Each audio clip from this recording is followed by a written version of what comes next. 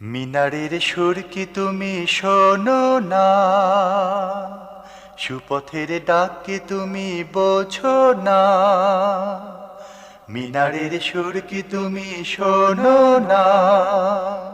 আসসালামু আলাইকুম ওয়া রাহমাতুল্লাহি ওয়া বারাকাতুহু। বিসমিল্লাহ ওয়াল হামদুলিল্লাহ ওয়াস সালাতু ওয়াস সালামু আলা রাসূলিল্লাহ ওয়া বা'দ। প্রিয় দর্শক, যারা এই মুহূর্তে দেখছেন আপনাদের প্রিয় চ্যানেল জিটিভির পর্দায় মাহে রমাদানের বিশেষ আয়োজন বিআরবি কেবলস নিবেদিত সরাসরি প্রশ্নোত্তরমূলক অনুষ্ঠান জিজ্ঞাসা ও জবাব পাওয়ার্ড বাই বিআরবি হসপিটাল। প্রিয় দর্শক, আপনারাও আমাদের সাথে এই অনুষ্ঠানে অংশগ্রহণ করতে পারেন আমাদের টিভি স্ক্রিনে দেওয়া নাম্বারে। আপনাদের জীবন ঘনিষ্ঠ প্রশ্নের সারাই সমাধানের জন্য আমাদের স্টুডিওতে উপস্থিত হয়েছেন আজকে ঢাকা বিশ্ববিদ্যালয়ের ইসলামিক স্টাডি বিভাগের স্বনামধন্য প্রফেসর ডক্টর ইউসুফ ইবনে হুসাইন স্যার। আসসালামু আলাইকুম ওয়া রাহমাতুল্লাহি ওয়া বারাকাতুহু। ওয়ালাইকুম আসসালাম ওয়া রাহমাতুল্লাহ। স্যার কেমন আছেন? আলহামদুলিল্লাহ, আমি ভালো আছি। আপনি কেমন আছেন? আলহামদুলিল্লাহ। প্রিয় দর্শক, আমরা প্রতিদিন একটি সুনির্দিষ্ট বিষয়ের আলোচনা দিয়ে আমাদের অনুষ্ঠান শুরু করে থাকি, আর আজকেও আমরা শুরু করব দারিদ্র্য বিমোচনে যাকাতের ভূমিকা। স্যার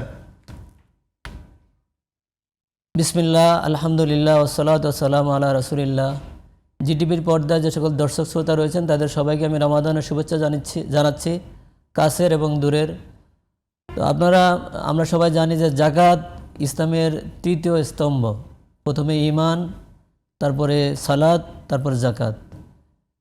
তো আল্লাহ রাসূল সাল্লাল্লাহু আলাইহি সাল্লাম এভাবেই তিনি মুআয ইবনে জাবালকে যখন ইয়ামানে পাঠিয়েছেন বলেছেন প্রথমে ঈমানের দাওয়াত দিবে, যদি ঈমান গ্রহণ করে তাহলে তাদেরকে সালাতের কথা বলবে, সালাত আদায় করলে তাদেরকে জাকাতের কথা বলবে। জাকাত ইসলামের তৃতীয় স্তম্ভ। এবং এটা আমরা রমজানের সাথে রিলেট করি এই জন্য যে রমজান মাসে যেহেতু প্রত্যেকটা আমলের সওয়াব 10 গুণ থেকে 700 গুণ বেড়ে যায়, বা আরও আল্লাহ তাআলা যাকে চান তাকে আরও আদাফান কাসিরা অনেক বেশি দেন। এই জন্য রমজান মাসে আমরা জাকাতটা দিই যাতে করে আমরা সওয়াবটা বেশি পাই। তো দারিদ্র ইসলামের চরম শত্রু। আল্লাহ রাসূল সাল্লাল্লাহু আলাইহি ওয়াসাল্লাম বলছেন যে কাদাল ফাকরু ইয়াকুনা কুফরান। দারিদ্রতা মানুষকে। আমাদের একজন দর্শক অপেক্ষা করছেন। জি, আসসালামু আলাইকুম ওয়া রাহমাতুল্লাহ। জি দর্শক, আপনার পরিচয় দিয়ে প্রশ্ন করুন। ওয়ালাইকুম আসসালাম ওয়া রাহমাতুল্লাহ। আমার প্রশ্ন হচ্ছে কাদিয়ানীদেরকে কি মুসলিম বলা যাবে? জি ধন্যবাদ স্যার। আমাদের দর্শকের প্রশ্ন যে কাদিয়ানীদেরকে কি মুসলিম বলা যাবে?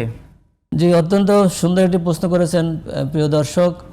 তো কাদিয়ানী, আপনারা নিশ্চয় জানেন যে ইসলামের যে আকিদা, ইসলামের আকিদার আমরা 6টি বা 7টি বিষয় বলি ইমানে মুফাসসাল, তার মধ্যে আবার 3টি অত্যন্ত গুরুত্বপূর্ণ, তাওহীদ, রিসালাত এবং আখিরাত।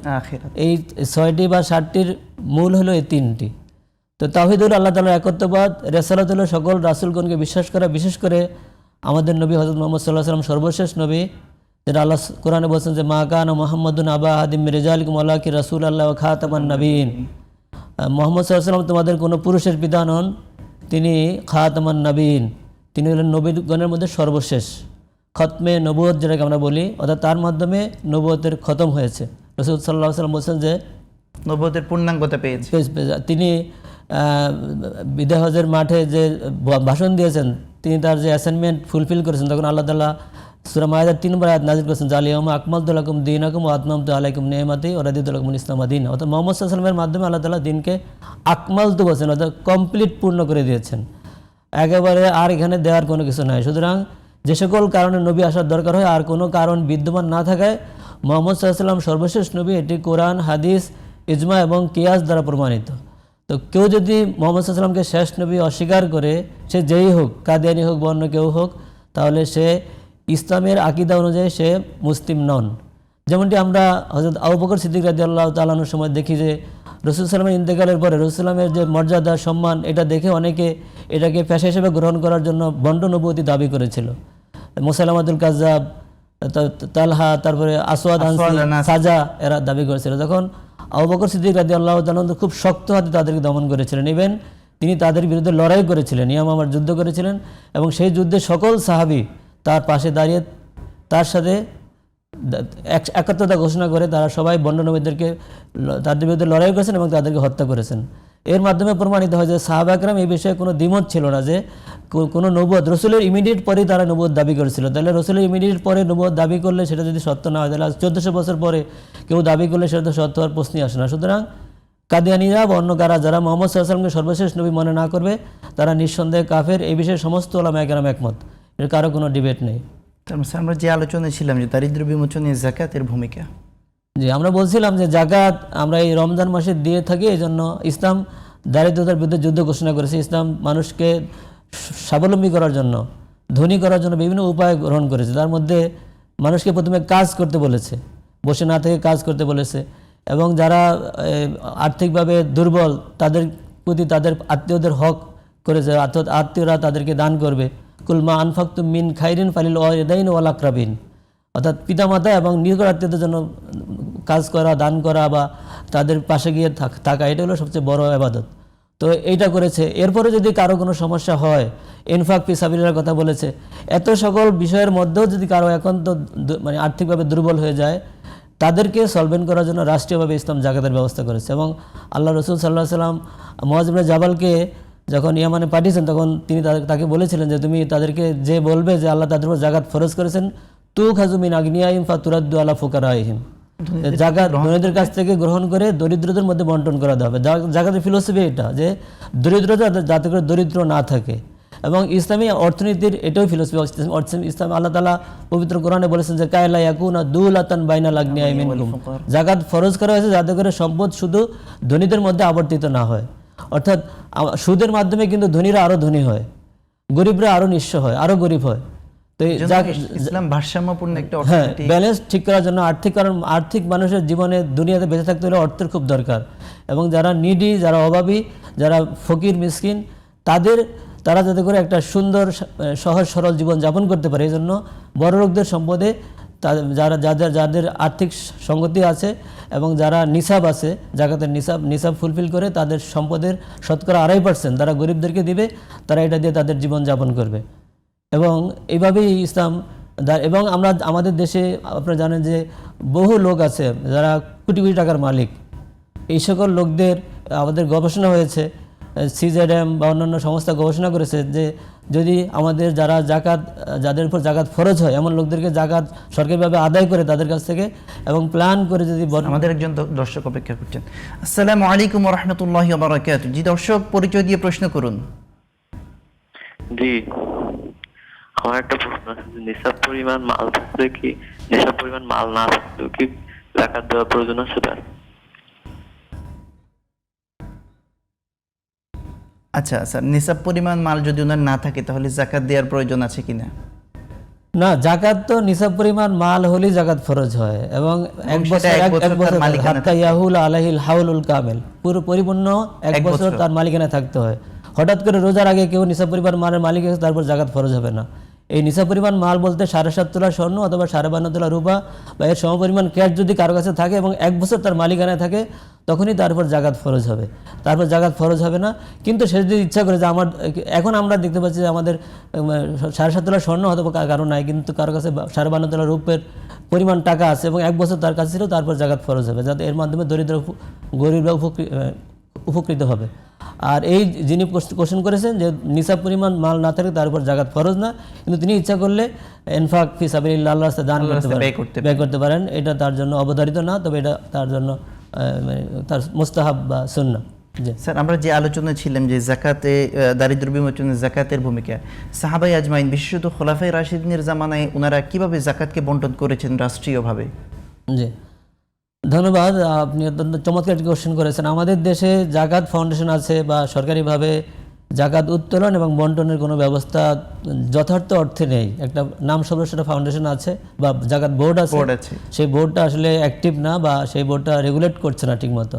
আমরা দেখতে পাচ্ছি মুসলিম বিশ্বের অনেক দেশে, বিশেষ করে মিডল ইস্টে, মালয়েশিয়া, ইন্দোনেশিয়া, সেখানে জাকাত বোর্ড আছে এবং সেটা রাষ্ট্রীয়ভাবে এবং সেভাবে জাকাতকে ক্যালকুলেট করা হয়, জাকাত আদায়ের ব্যবস্থা করা হয়। অন্যান্য বিষয়ের মতো এটাকে গুরুত্ব দিয়ে, এটাকে বিবেচনায় নিয়ে রাষ্ট্রীয়ভাবে সে জাকাত কালেক্ট করে এবং সেটাকে ডিস্ট্রিবিউট করা হয়।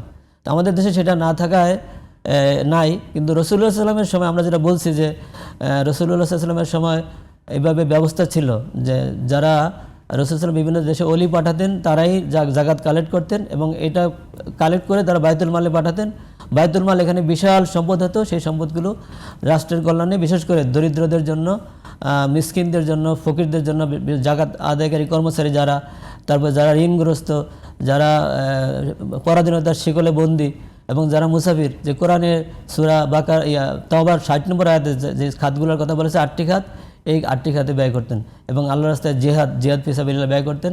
এবং আমাদের দেশেও এটা করা উচিত আমি মনে করি, যে আমাদের দেশে তো জাকাত ব্যক্তিগতভাবে দেওয়া হয়, ব্যক্তিগতভাবে না দিয়ে এটা রাষ্ট্রের। আমাদের একজন দর্শক অপেক্ষা করছেন। আসসালামু আলাইকুম ওয়া রাহমাতুল্লাহ। জি দর্শক, আপনার পরিচয় দিয়ে প্রশ্ন করুন।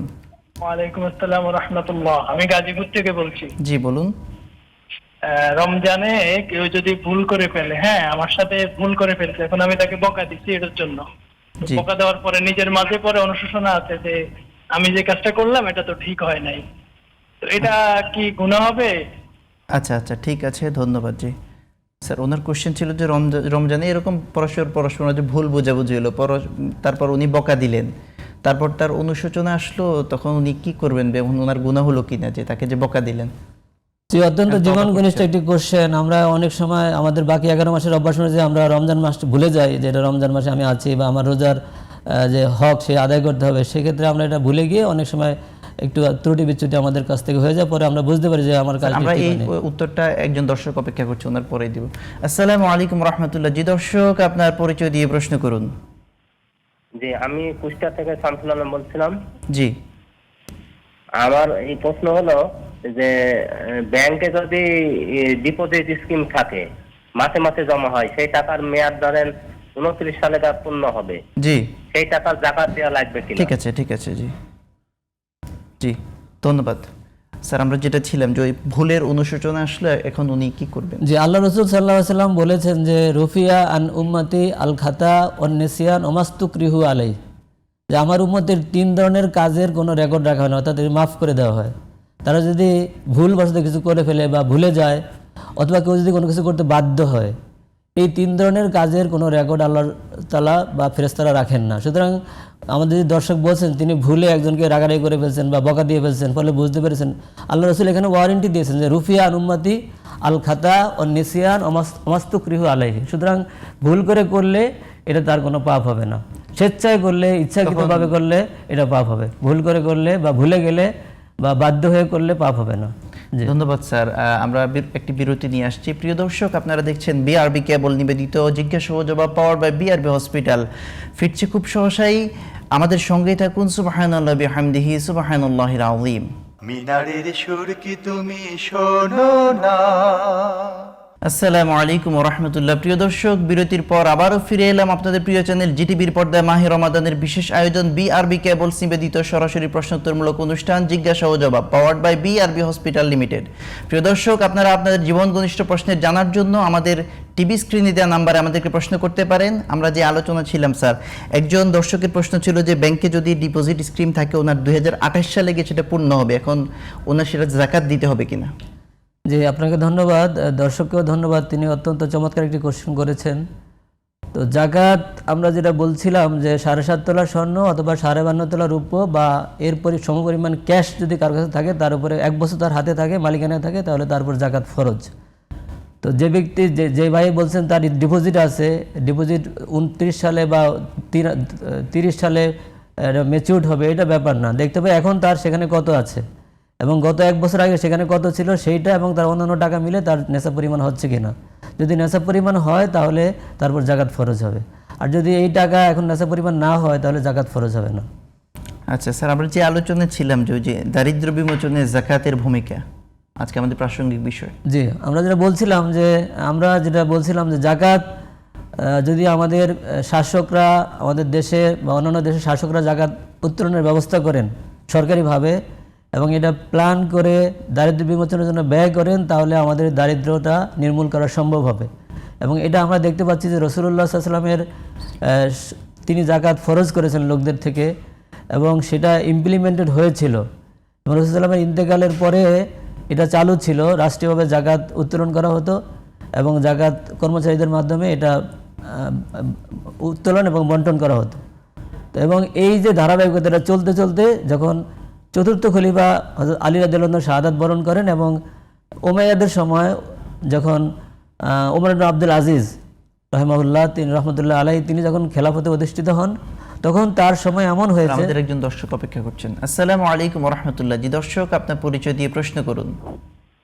জি, আমি যে আমার একটা প্রশ্ন ছিল যে আমি যদি রোজা থাকা অবস্থায় যদি গলায় খাবার আটকে যায় বা ধরেন ঢেকুর উঠলো, তখন গলার কাছে খাবার চলে আসলো বা গলায় একটু উপরে উঠে আসলো, তখন আমি কি আচ্ছা, করব? গলায় যদি রোজা অবস্থায় গলায় যদি ঢেকুর আসে, হ্যাঁ। আচ্ছা তাহলে রোজার কোনো সমস্যা হবে কিনা? ঠিক আছে, ধন্যবাদ দর্শক। স্যার, রোজা অবস্থায় যদি ওনার গলায় ঢেকুর আসে, কোনো ভিতর থেকে কোনো খাবার যদি বের হয়ে আসে সামান্য পরিমাণ, তাহলে ওনার রোজায় কোনো সমস্যা হবে কিনা? জি না, আপনাকে ধন্যবাদ এবং অত্যন্ত সুন্দর একটি কোশ্চেন করেছেন। রোজা অবস্থায় আমরা বলছি যে নীতি হলো আমি ইচ্ছাকৃতভাবে আমার স্টোমাকে কিছু ঢুকাচ্ছি কিনা। আমি স্টোমাকে আমার খাদ্যনালীতে আমি কিছু বা আমার রক্তনালীতে কোনো কিছু না ঢুকাইলে কোনো কিছু রোজা ভাঙবে না। বমিটা কেউ যদি মুখ থেকে কিছু বের হয়ে যায় আনউইলিংলি, অনিচ্ছাকৃত, তাহলে তার কিছু কিছু হবে না। সে হয়তো ভাজা পোড়া খেয়েছে বা তার শরীর খারাপ করছে, এই জন্য ঢেকুর উঠতেছে বা ঢেকুরের সাথে একটু তিক্ত জাতীয় পানীয় বের হচ্ছে, এগুলাতে রোজার কোনো সমস্যা হবে না, কারণ এখানে তার কোনো হাত নেই। সুতরাং ইচ্ছাকৃত না করলে কোনো কাজ দ্বারাই রোজা ভঙ্গ হবে না। ইচ্ছাকৃত করলে, ইচ্ছাকৃত যদি আঙ্গুল দিয়ে কেউ বমি করে বা তখন রোজা ভঙ্গ হয়ে যাবে। এভাবে ঢেকুর আসলে বা ঢেকুরের সাথে কিছু পানীয় বা কোনো খাদ্য আসলেও রোজা ভঙ্গ হবে না। ধন্যবাদ স্যার। আমরা যে আলোচনা ছিলাম স্যার, জাকাত এর যে দারিদ্র বিমোচনে, যেটা আপনি বলছিলেন বিভিন্ন দেশে মডেল আছে, এবং আমাদের আলোচনা ছিল যে চতুর্থ খলিফা, পঞ্চম খলিফা যাকে বলা হয় ওমর ইবনে আব্দুল আজিজ রাহিমাহুল্লাহ, ওনার সময় এসে পঞ্চম খলিফা ওমর আব্দুল আজিজের সময় এসে তিনি এমন হলেন যে লোকেরা, মানে হাদিসের বর্ণনা আসছে যে লোকেরা তাদের জাকাতের টাকা নিয়ে বিভিন্ন ধরনের বাড়িতে গিয়েছে, মানে যারা জাকাত রিসিভ করবে, দরিদ্র বা ফকির মিসকিন, তখন তারা দরজা খুলে বলছে মানে আল্লাহ আহতাজ, আমার দরকার নেই, কারণ আমি গতকাল পর্যন্ত গরিব ছিলাম, আল্লাহ আজকে আমাকে স্বাবলম্বী করেছেন, আমি এটা রাখবো না। এভাবে একজন দেখেছে জাকাত দাতা, সে জাকাতের টাকা নিয়ে বিভিন্ন জনের কাছে গিয়েছেন, কেউ জাকাত গ্রহণ করেননি। তাহলে এই যে আমরা যেটা কথা বলছি, জাকাত রাষ্ট্রীয়ভাবে উত্তোলন করা এবং রাষ্ট্রীয়ভাবে ব্যয় করা, অথবা জাকাত এমন করে দিয়ে দেয়া যে যাতে করে লোকরা আর ভিক্ষা করতে না হয়, তার জীবনেও সে আর ভিক্ষা করতে না হয়, বরং সে আরও জাকাত দিতে বাধ্য হবে, এমনভাবে জাকাত দিতে হবে। এবং ইমাম শাফি এবং ইমাম আবু হানিফা রাহমাতুল্লাহ আলাইহির মাযহাবে এই কথাই বলে যে জাকাত এমন করে দিতে হবে যাতে করে জীবনে আর ভিক্ষা করতে না হয় বা জীবনে কারো কাছে হাত পাততে না হয়। আর অন্যান্যরা বলছেন, ইমাম মালিক এবং ইমাম আহমদ ইবনে হাম্বল, তারা বলছেন যে জাকাত 1 বছরের দিতে হবে, এমন দিতে হবে যাতে 1 বছরের মধ্যে তার কারো কাছে হাত পাততে না হয়। প্রাসঙ্গিক আরেকটা প্রশ্ন, যে আমাদের দেশে দেখা যায় যে আমরা শুধু রমাদান আসলে আমরা জাকাতের হিসাবটা অনেকে না করেই জাস্ট কেউ হয়তো 500 টাকা দিচ্ছে, আবার কেউ আমাদের, বিশেষ করে আমাদের দেশে প্রচলনটা আছে শাড়ি এবং লুঙ্গি দেয়। এই বিষয়টা আপনি কোন দৃষ্টিভঙ্গিতে দেখবেন স্যার? যে এটা আমাদের একটা চিরাচরিত ফেনোমেনা। আমরা এমনও শুনেছি টিভিতে বা নিউজে যে জাকাত দিবে মাইকিং করে ঘোষণা করছে এবং জাকাত আনতে গিয়ে লোকেরা মারাও যাচ্ছে, এই ধরনের ঘটনা ঘটছে। তো এটি মানে এগুলা ইসলাম না থাকার কারণে জাকাত তো দিতে হবে আসলে গোপনে গোপনে, এবং আমি জাকাত দিব এটা তো মাইকিং করার কোনো দরকার নাই। আমি জাকাত দিব, আমি তো আগে বলেছিলাম যে এমনভাবে জাকাত দিয়ে দেওয়া, সেই লোক তার কি টাকা দেওয়া ভালো, বা সে যেটা দরকার হয়, তাদের লুঙ্গি দরকার সে লুঙ্গি কিনে নেবে, তার শাড়ি দরকার হলে শাড়ি কিনে নেবে তার স্ত্রীর জন্য বা বাচ্চাদের জন্য, তার মেডিসিনের দরকার হলে তার প্রায়োরিটি কোনটা আমি তো জানি না। যে নিডি বা যে অভাবী, তার প্রায়োরিটি যেটা, তাকে টাকা দিয়ে দিলে সেটা সে নিজ থেকে করবে। আমি একটা শাড়ি দিলাম, আরেকজনের শাড়ি দিল, হয়তো তার 10টা শাড়ি হয়েছে কিন্তু তার দরকার টাকা, তো সে এই জন্য জাকাত ক্যাশ দিয়ে বা রসুল গুডস দিয়ে দেওয়া হতো, এখন আমরা ক্যাশ দিয়ে দিব এবং এমনভাবে দিব যাতে করে ওই লোকটির আর ভিক্ষা করতে না হয়। অপেক্ষা করছেন। আসসালামু আলাইকুম ওয়া রাহমাতুল্লাহ। জি দর্শক, আপনার পরিচয় দিয়ে প্রশ্ন করুন। হ্যালো, আমার নাম মোহাম্মদ বিউটি পারভিন, ময়মনসিংহ থেকে বলছি। জি জি বলুন। বেতন নামাজে বলে দোয়া কুনুত কখন পড়তে হবে এবং হাত তুলে না খালি বুকের পর আচ্ছা আচ্ছা, জি জি ধন্যবাদ ধন্যবাদ স্যার। ভিতরের সলাতে উনি দোয়া কুনুত কখন পড়বেন এবং কি হাত তুলতে হবে নাকি হাত না তুলেই দোয়া কুনুত পড়তে পারবেন? জি আপনাকে ধন্যবাদ। এই আমাদের বিতির নামাজ, তো বিতির মানে বেজর নামাজ, রাসূলুল্লাহ সাল্লাল্লাহু আলাইহি ওয়াসাল্লাম সারা রাত তাহাজ্জুদ পড়তেন এবং লাস্টে 1 রাকাত পরে তিনি এটাকে বিতর করে ফেলতেন। তো আমাদের রমজানে আমরা বিশেষ করে এশার নামাজের পরে যে 3 রাকাত বিতির পড়ি, এই বিতিরে আমরা 2টা সিস্টেমে দেখতে পাই যে রাসূলুল্লাহ সাল্লাল্লাহু আলাইহি ওয়াসাল্লাম হাত বেঁধেও দোয়া করেছেন আর হাত তুলেও দোয়া করেছেন। সুতরাং হাত বেঁধেও দোয়া করা যাবে, হাত তুলেও দোয়া করা যাবে, দুটির বর্ণনাই হাদিসে আছে। ধন্যবাদ স্যার। স্যার, ওই যে আমরা যে আলোচনায় ছিলাম যে জাকাতের আলোচনার মধ্যে যে দারিদ্র বিমোচনে, এবং আমরা ছিলাম যে জাকাতের শাড়ি এবং লুঙ্গি, এবং আমরা এটাও দেখতে পাই যে বেশ কিছু মার্কেটিংয়ে বেশ কিছু দোকান ওরা লিখে দেয় এখানে জাকাতের শাড়ি পাওয়া যায়, জাকাতের লুঙ্গি পাওয়া যায়। এই বিষয়টা স্যার কিভাবে বিশ্লেষণ করবেন? না, এইটা আপনি যথার্থই বলেছেন যে আমাদের সমাজে, আমাদের মার্কেটগুলোতে রোজা আসলে লেখা থাকে যেখানে জাকাতের লুঙ্গি, জাকাতের শাড়ি পাওয়া যায়, তার মানে হলো এটা নিকৃষ্ট। তো সবচেয়ে কোয়ালিটির কম দামে যে জিনিসটা পাওয়া যায় সেটা এখানে আছে। সুতরাং তোমরা যারা চাও কম দামে কিনতে, আমার কাছ থেকে নাও। তো আমি জাকাত দেবো, আমার এটা গরিবের হক, এটা তো আমি তাকে সবচেয়ে ভালো জিনিসটা দিব। আমি যেটা দিন হলো আর দিন আর নাসিহা, দিন অন্য। একজন দর্শক অপেক্ষা করছেন। আসসালামু আলাইকুম ওয়া রাহমাতুল্লাহ। জি দর্শক, আপনার পরিচয় দিয়ে প্রশ্ন করুন।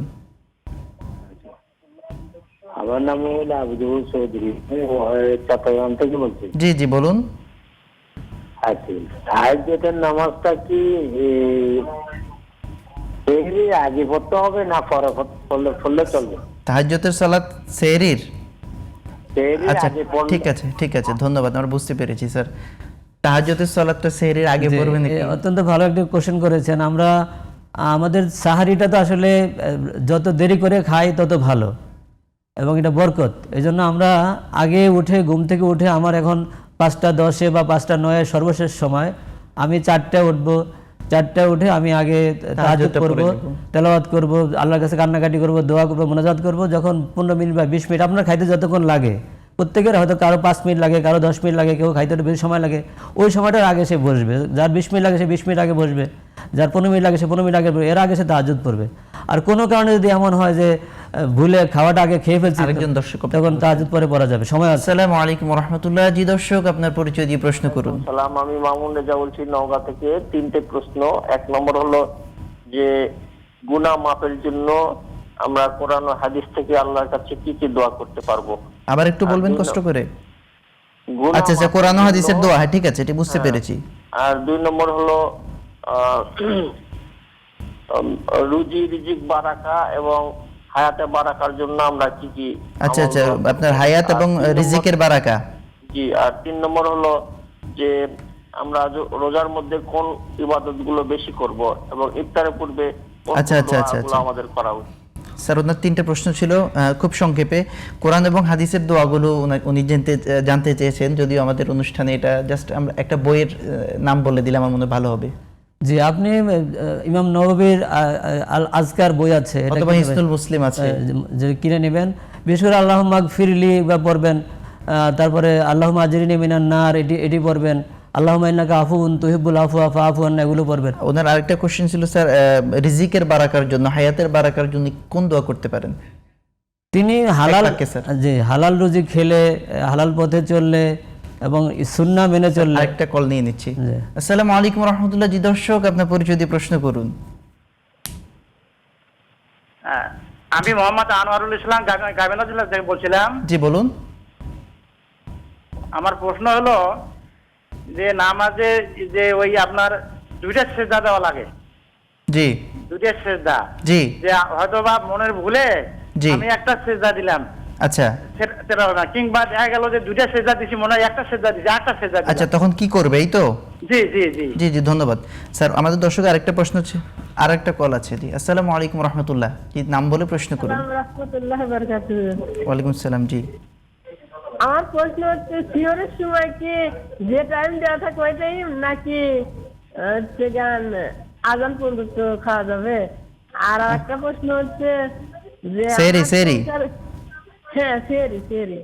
আর একটা প্রশ্ন হচ্ছে যে আমার সংসারে ধরেন আমার স্বামীর কাছে কিছু টাকা মাকা বেশি নিলাম, খরচ বা ছেলে মেয়ে বাবাদের কিছু নিলাম, নিয়ে সেটা আমি কিছু খরচ করলাম বা কিছু দান করলাম বা কিছু আত্মীয় দিলাম, এটাকে আমার গুণ হবে নাকি নেওয়া চলবে? আচ্ছা আচ্ছা ঠিক আছে, ধন্যবাদ স্যার। আমাদের দর্শক আরেকটা প্রশ্ন ছিল, রমজান ইফতারের পূর্বে উনি কোন দোয়াটা বেশি করবেন? খুব সংক্ষেপে 30 সেকেন্ডের মধ্যে। ইফতারের আগে আল্লাহুম্মা ইন্নাকা আফুউন তুহিব্বুল আফওয়া ফাআফু আন্না, এটা আয়েশা রাদিয়াল্লাহু তাআলা থেকে বর্ণিত। আরেকজন দর্শকের প্রশ্ন ছিল যে উনি সেজদায়, নামাজের মধ্যে 2টো সেজদা দিতে হয়, হয়তো কখনো মনে করেছেন যে একটা সেজদা দিয়েছেন, অথবা কখনো মনে করেছেন, মানে ওনার ডাউট লাগছে, এই পরিস্থিতি উনি কি করবেন? জি, নামাজে যেহেতু 2টো সেজদা, সুতরাং যদি মনে হয় একটা দিয়েছে তাহলে আরেকটা দিয়ে দিবেন। আর যদি সে অতিরিক্ত একটা ভুলে দেন, 2টার জায়গায় 3টা দেন, তাহলে কোনো গুনাহ হবে না। আচ্ছা আচ্ছা, এরপর আমাদের আরেকজন দর্শকের একটা প্রশ্ন ছিল যে সেহরি কি উনি আজান পর্যন্ত খেতে পারবেন নাকি? যে আমাদের দেশে সাধারণত আজানের 5 মিনিট আগে শেষ সময় বলা হয়, এই জন্য যাদের মানুষের সতর্ক হয় এবং কোনোভাবেই ফজরের ভিতরে ঢুকে না যায়। তো কেউ যদি কোনো ওজোর থাকে তাহলে সে শেষ সময় পর্যন্ত খেতে পারবেন, তবে অবশ্যই আজানের পরে না, আজানের আগেই শেষ করতে হবে। ধন্যবাদ স্যার, আপনি অনেক কষ্ট করে আমাদের স্টুডিওতে এসে সময় দিয়েছেন। আল্লাহ আপনাকে উত্তম জাযা দান করুক। প্রিয় দর্শক, আপনারা এতক্ষণ দেখছেন বিআরবি কেবলস নিবেদিত সরাসরি প্রশ্নোত্তরমূলক অনুষ্ঠান জিজ্ঞাসা ও জবাব, powered by BRB hospital limited. ইনশাআল্লাহ আজকে সময় হলো আজকের অনুষ্ঠান শেষ করার। দেখা হবে আগামী পর্বে একই সময় একই টেলিভিশনের পর্দায়। ততক্ষণ আল্লাহ রাব্বুল আলামিন আমাদেরকে ভালো রাখুন, সুস্থ রাখুন। সুবহানাকাল্লাহুম্মা বিহামদিকা আশহাদু আল্লা ইলাহা ইল্লা আনতা আস্তাগফিরুকা ওয়া আতুবু ইলাইক। ওয়াসসালামু আলাইকুম ওয়া রাহমাতুল্লাহি ওয়া বারাকাতুহু। মিনারের সুর কি তুমি শোনো না?